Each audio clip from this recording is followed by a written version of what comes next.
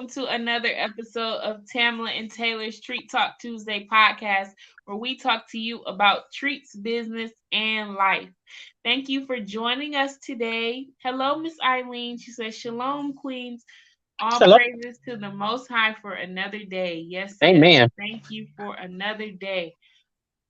We are here. We are back. We're sorry that we are late. We're having some technical difficulties, but we are here. Yes, So how are you doing, Tamala?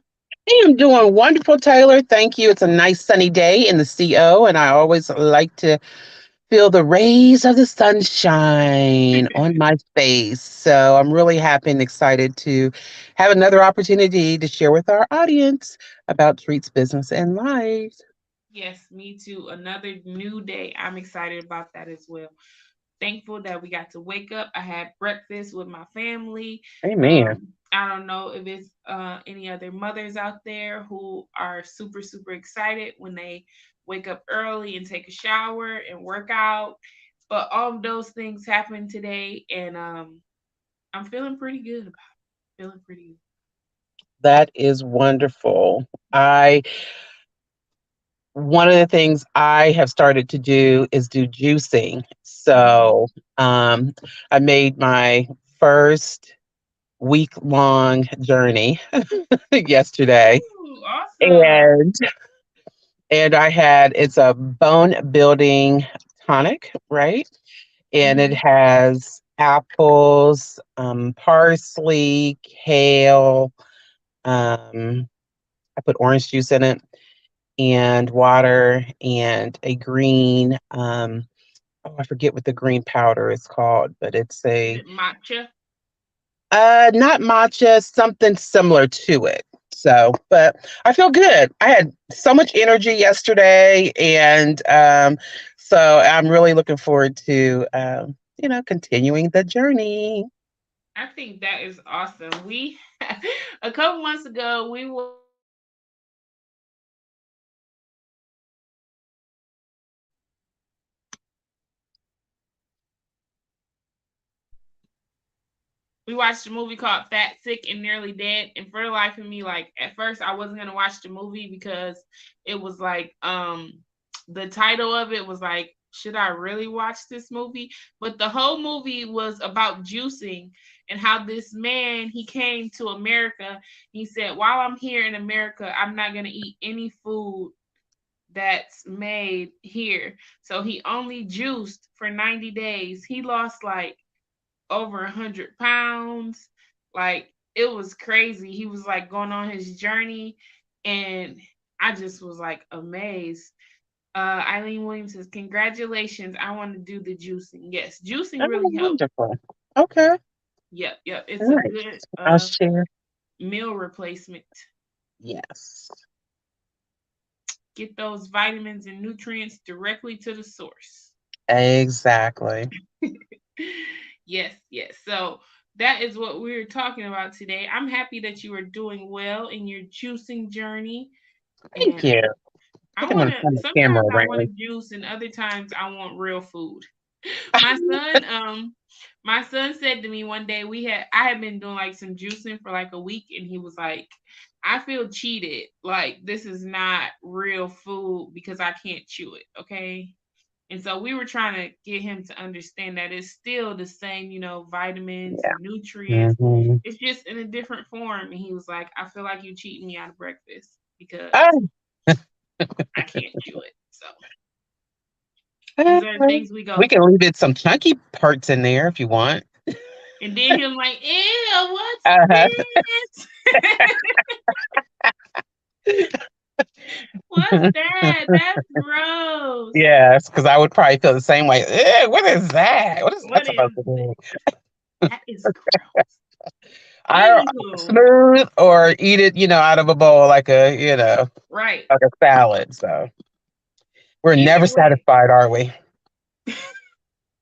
it's kind of sometimes people actually aren't. They're just never satisfied. But I think obviously he's a child, but like as Of you course. grow up, like the people who like still don't drink water as an adult and things like them, like I be feeling like at some point you just have to do what's just good for your body and not like for your mind, because your mind will trick you into thinking stuff is disgusting. Like you'll be like, oh, that's so gross. And then I'll be like, did you even taste it? They was like, no, the thought of all those vegetables. You'd be like, but they taste good. Yeah. Yeah. The flavor combinations. You gotta know the right combination. At least they're willing to try some things, so that's cool. Yeah, that's true. Some people aren't willing to try it all. No. So Brigham what we're here to Candace, good morning. How are you? uh, good morning, everybody. So what are we here today for, Taylor? I know I kind We, of got us off the journey I know. of talking about We start my talking. juicing. So what are we here to give the people We today? are here to discuss many things, right? The first thing we're going to talk about is the 5 tips on how to do social media for sweet business. And so we're going to get started with that. 5 tips for social media for your sweet business. What do you Yeah. guys think they are? What would you like to know if you were starting a sweet business? What would you like to know? Let us know in the comments. Can you think of If anything? I was starting a business while everyone is out there putting some comments in the comment section or the chat section. I think if I wanted to know if I was a new business, what would I want to know about social media and how to promote my business on social media? Like, is my phone okay to use? Because I know a lot of people think they have to have all this fancy equipment, right? Right, right, right. And sometimes most phones today, they have a great camera and recording, and they have so many things, apps and things that you can download to really make it work. So anyway, I what think would you think, Taylor, if you were just starting out? if What I would you was want to just know? starting out, I think I would basically do the same route that I am now. I feel like I get so much. This is how I feel. I feel like I get so many things done directly on my phone. I also feel like it is a hindrance because I don't see all of the benefits of things that I can do using a computer until I'm Yeah, actually on the computer. But the yes. real problem is the images transferring because I have so many pictures on my phone, which is why it's easier to make the content. But then Hmm. the better software is normally like on the computer. I So, agree 100%. And that's not, and those are things you don't know until you get into the game of it, right?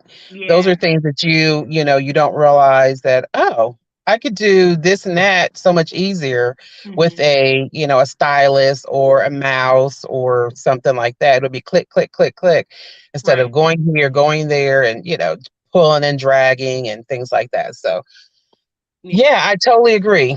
I totally agree 100%. So So what we do we have have a in the comments? question. We have an answer. Yeah. Grigman Candace says, I want to know, should I have 2 phones or 2 phone numbers? I think you should have 2 separate phones. I think you should have a phone for how do you deal with having too many photos in your phone? I think you should have a phone for your business. I think you should have a phone for your personal. Um, and I would recommend that you go through like a company that like they have companies that have like give you 1-800 numbers, and it appears that your business is like larger than it is, but they would like put the phone number directly to your phone. Like some people use Google phones, some people use like Opus or just different things like that. They have different companies that will allow you to have the business calls sent directly. And some people even like screen them for you. So like they'll call and they'll say, hi, you've reached the office of Taylor's Kitchen. Can you please hold so I can connect you? And then they'll put you through. Um, How do you deal with having too many photos on your phone? So Wow. my trick for having too many photos on my phone is to create another email address and get 15 more gigabytes of data. Or if I don't want to do that, I go get a I do have like 6 or 7 email addresses. I'm guilty And of that. so that's my freest way.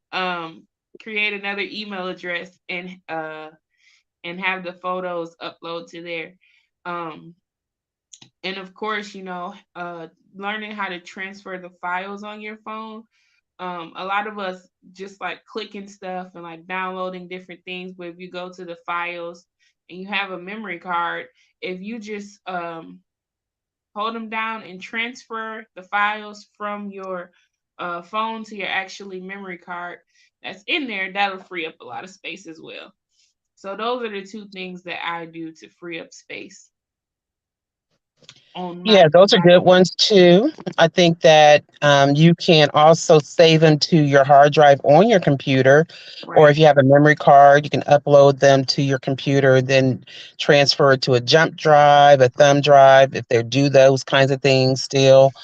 That's a good way to store your files because it's nothing worse than you have all these pictures, pictures of personal pictures or family pictures or pictures of your business or occasions or events that you've done, and something happens to your phone, right? Right. Where you can't access those things. So, my tip, one of, I guess, five with an asterisk, what we're going to talk about today, right? We're going to get to it, right? Yeah. Um, an asterisk is that you make sure that each month you take out the 1,000 pictures you've taken of your product, right? You select maybe 5 or 6 good ones, right? And you upload that to your Google Drive in a folder and just name it like food, cake, color. You can organize that file as well. So that would be my tip. Just do it often because, just speaking from experience, when you go to get a file or go to get a picture, it's like, oh gosh, yeah, it was in the old phone that, something happened to it. So Right. that's my asterisk tip. Yeah, just use all of these tools to your advantage. When you sign into if you have like Apple Cloud or if you have the Google systems, just make sure that you're backing up things, and if you have to, you can start new, email addresses and just keep getting things like that done. Or I know you can always like pay for storage. My thing be, I'm like, is this real? You ever had like a conversation, you be like, how much storage really like rent? How did it run out that fast? You know what I'm saying? Like I'd be like when we started doing our podcast, I'm like, all right, we do a episode like every week. Sometimes it's 10 minutes, sometimes it's like 20 or 30. And then I'm like, if I go to edit this video and like we'd be joking sometimes, and I'm like, oh, it was a 50-minute video because we were joking, you know. Yeah, So like I can understand, yeah, it do fill up fast, but like those are some quick things that you can do. absolutely. Yeah. Absolutely. So I think our audience wants us to get with it and talk about the 5 tips. So number one is Publishing unique content. Publishing unique content increases your chances of it ranking high in the search results. What do you mean by unique content, Tamara? So, what I would say about unique content is something that is unique to you and your audience. Okay. So, I wouldn't post, men working going across the street carrying, because I can see this right now, carrying something on their shoulder. I would not post something like that in a picture or video if it does not correlate with my audience. I would post things like sweets. I would post things like me shopping. I would post things like me going to a specialty store to pick up a certain ingredient, like chocolates. I go to a special place to pick up my chocolate. And those types of things that will that really capture my audience attention. And also, it could be someone else's material, like someone else's cake or chocolate or a unique thing that you might want to stitch if you know about that. Mhm. Um, you might want to comment on. You can post those things that are really eye catching. And it could be an inspirational quote or anything like that, something unique, unique to you and your audience. And also, I feel like with that, it's how you shoot your content. For instance, if you see like the people like Country Wayne, he does like skits, and so he Hmm. does, or like the Haha Davis, they have like you build a persona around your business. There's also a YouTube channel, and I find these videos like absolutely hilarious. This lady is like baking stuff, and I don't know if she's making up stories or if people like send her in stories, but she's always going on and on about her mother-in-law, and she's baking and she's just mixing up stuff, and all you can see is like her hands like baking things, but she's just like going on like, this is what I told her son, or my mother-in-law is this, and I'm gonna win her over with this pecan pie, like, so she's making a pecan pie, but she's like going on, and the way she like tells stories, I just feel like it's so like intriguing. Like, you ever be like listening to something, you be like, this video has been on for 10 minutes, but you just want to hear the end of it, right? And so like those things are really good too, like how you shoot your content.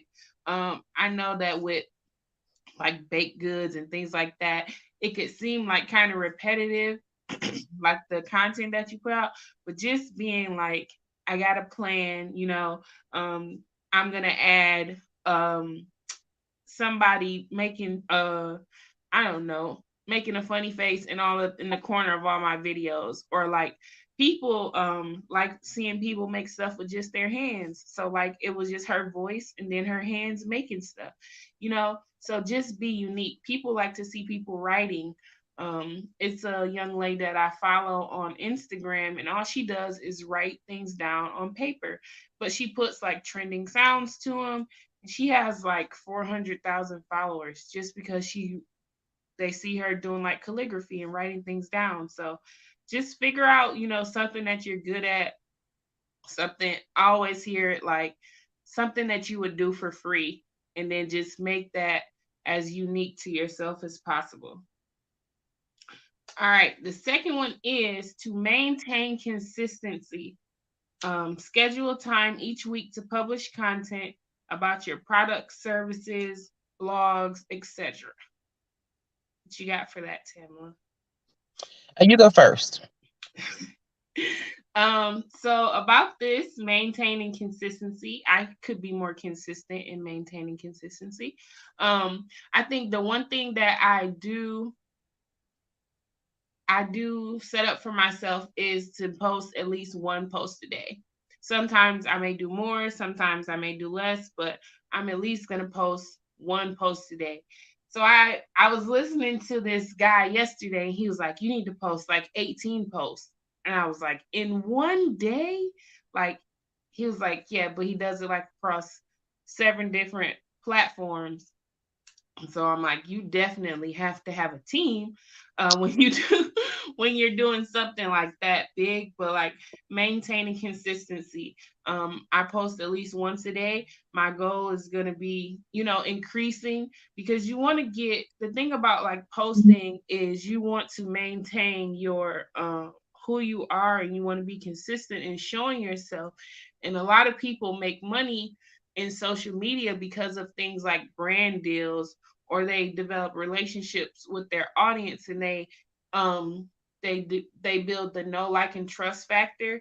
So like if I say, hey, I've been hanging out with you guys, and now I have this new product coming out, I'm going to be selling piping tips, and I've been, posting consistently, showing you these piping tips, and then like say I put them in my videos for like a month straight, and every day you see me using these piping tips, eventually somebody might say, hey, what kind of piping tips are you using? Or why do you do them like that? Or different things. And so maintaining that consistency will help you help people trust you more, and you'll be able to use these things to get more brand deals or Totally affiliates. agree. Totally agree with that. And one of the other things I want to mention is that, we are consistently showing up here every Tuesday on Tamala and Taylor's Treat Talk Tuesday. And that's one of the things that we do for consistent. We are consistent about our brand and reaching our audience through our podcast. This is true. And Yep. make sure Number you three. like and you share and you Yes. follow us Yes. here on this YouTube channel, and share it, with somebody who else is going to start a sweet treat business. Yes. All right. So number three goes right into it. That is take advantage of different platforms. So like I Oh, was saying yeah. earlier, the guy posts like 18 times in one day, but he did it across a lot of different platforms. And of course, you have different platforms for different things. For instance, a lot of people that do business post on like LinkedIn. A lot of people who do like long form video content do YouTube. And then you can turn those into shorts, you can turn those into reels, and you can just spread those all across different platforms. So, say for instance that when it comes to platforms, you got to know which one to really um, target, right? So, if you have someone that is, if your audience is like 20s, definitely TikTok and Facebook. Okay, everybody, I think your base always should be Facebook. But if you Facebook and Instagram are the same company. So if you have a Facebook, you can always do a Instagram, right? Yeah, and it's easy to So link them together through the very business much so. suite and post Yeah, both at the same time. exactly. So when it comes to platform, exactly. LinkedIn is more of a business platform, but also think about, because there are a lot of people on Pinterest. And I think a lot of people, I I don't love think Pinterest. Pinterest, yeah, evidently a lot of people do. And it goes really across all age groups. Okay. Yeah.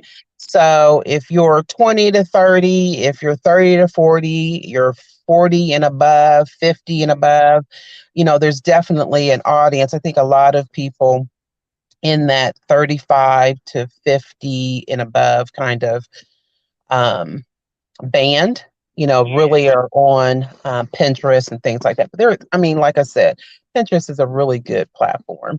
And don't forget your other places too, like Etsy, right? That's a great Mhm. platform.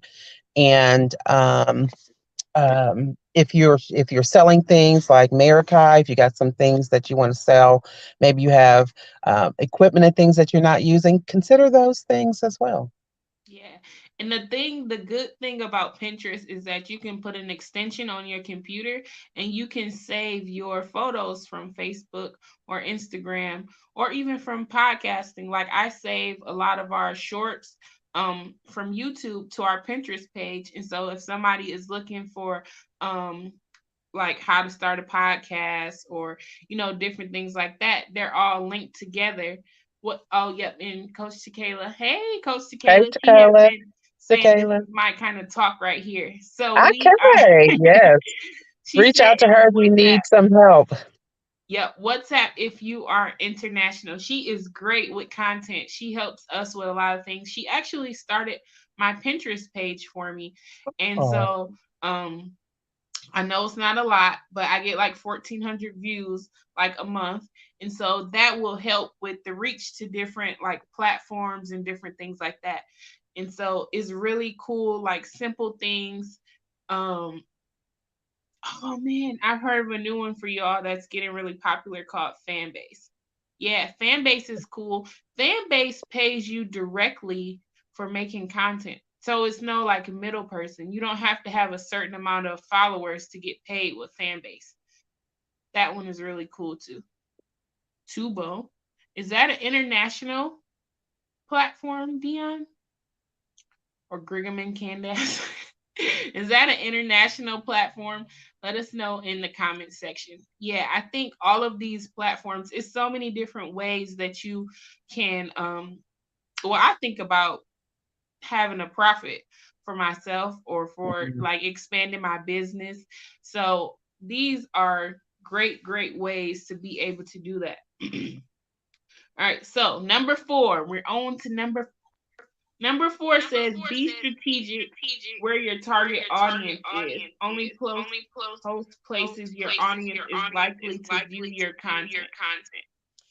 So that's a good one because if you think outside the box here, I'm going to take you to the left on this topic. So not only are you, focusing on posting to the platforms, your social platform, Facebook, TikToks, Instagram, things like that, but also, what if you're on sites, let's say you love to travel.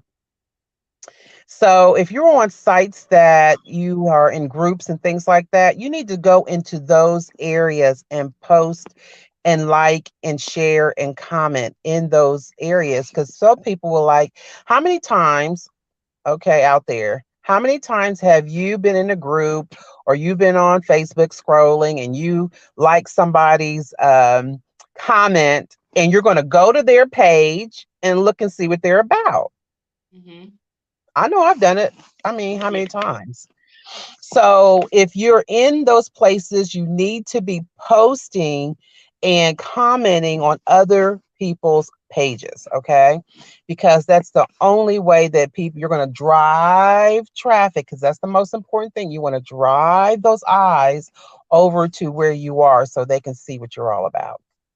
Yes, definitely. It gives you a level of knowledge and authority in the industry, especially if it's a post that someone is in your same industry and you can give insight and knowledge as to what's going on, and it definitely helps you to be um engaging. Yes. She Yes, gave me the word.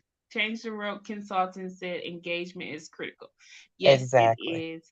I know at one point a lady did like a 25 challenge, and she encouraged you to post like 25 comments a day and like different likes and like different videos. So like, engage, and comment on 25 times for like 30 days. And like she was saying how like everything like went up with like her engagement and like the amount of people that came and followed her back. So yes, it is very critical. All right. All Hopefully, you right. guys are out there and you're enjoying this content. Like, share, comment, on 5T. If you want to share our Facebook group or join our Facebook group, please do that as well at Tamala and Taylor's Treat Talk Tuesday. Yes, and we are on to our fifth and final one, which I am, one second, fifth and final topic.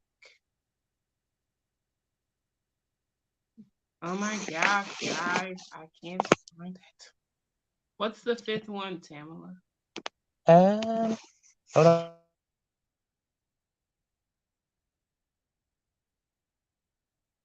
Let's see. All right, number 5. Number 5 is connect with various influencers, be it social media influencers or others. It's important to connect with leaders in your space or industry.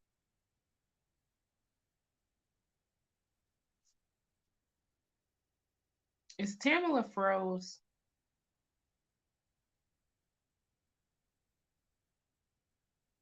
How do you choose partnerships?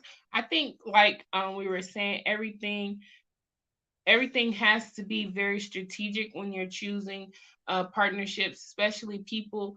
You want to pick. I always hear people say like collaboration over competition. So if someone wants to work with me, for instance, I often look at like what they represent and what their company represents. She pretended. No, she's actually frozen and kicked her out the stream. All right, let me focus. Okay, so definitely as far as like the connecting with various influencers, you want to make sure that you guys have a common goal. You want to establish that goal before you go into partnerships. If it's money, if it's reach, if it is to be able to grow your brand or your um grow your following on social media, you want to just establish those things up front. And you also want to be just very clear about what your intentions are. You can even create a checklist and say, these are the three things that I'm going to do. For instance, if you are trying to get someone noticed, um, you can say, hey, I am going to, she's back. Yeah, I went to go look for something. I was like, oh no, I forgot. So you can finish up what you're saying because I want to say, what the fifth one is. Right? Coach Takeda said she's pretending like she froze it. I said, I don't think she's pretending she's frozen because she's gone from the stream altogether. Yeah. So, But uh, go ahead, finish up what you're saying. Sorry about that, yeah, y'all. so I was just saying, definitely when you are establishing partnerships, write down the responsibilities that you want each person to do so that you guys can have that agreement from the beginning. You can say, hey, I'm going to do this, this, and this. Say, for instance, you're trying to grow your social media following. You might say, I am paying you a certain amount for 3 stories and 2 posts, and you have to tag me in each.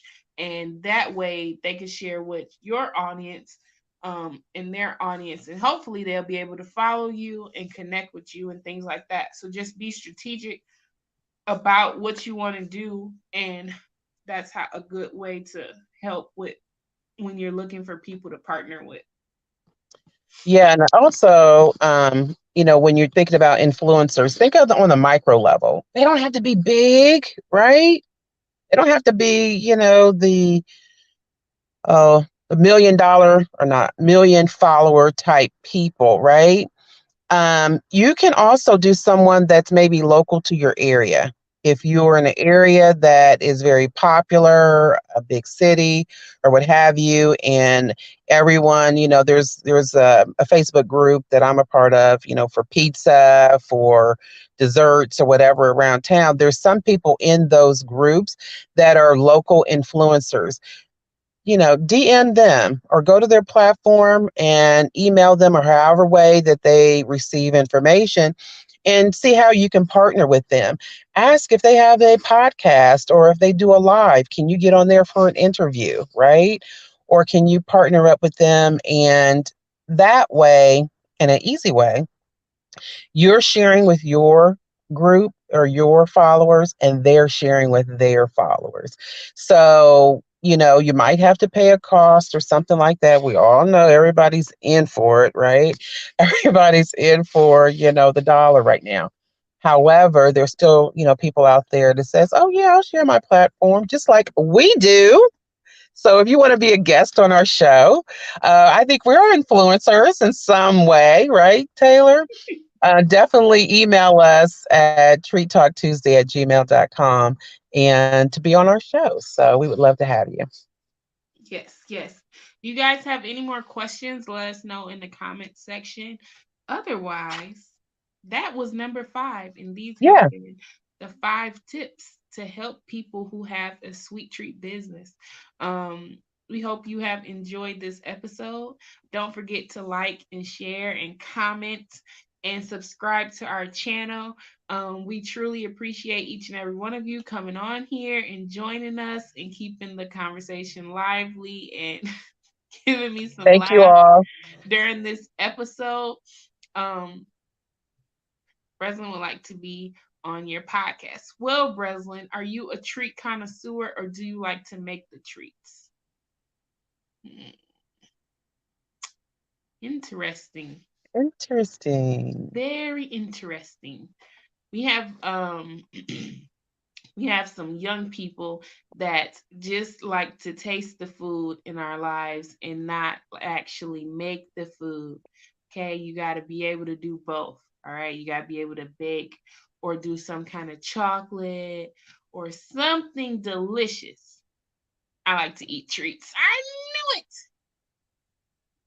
Maybe we can get some information on how to be a professional taste tester. That sounds What good is to the me. Well, you word for a do need, professional taste tester? well, they're focus groups, right? You need Hmm. someone to tell you what they like and don't like. True. They're Hmm. also the people. I'm reading a book called Unreasonable Hospitality, and they always talk about the stars that they get in in the restaurants.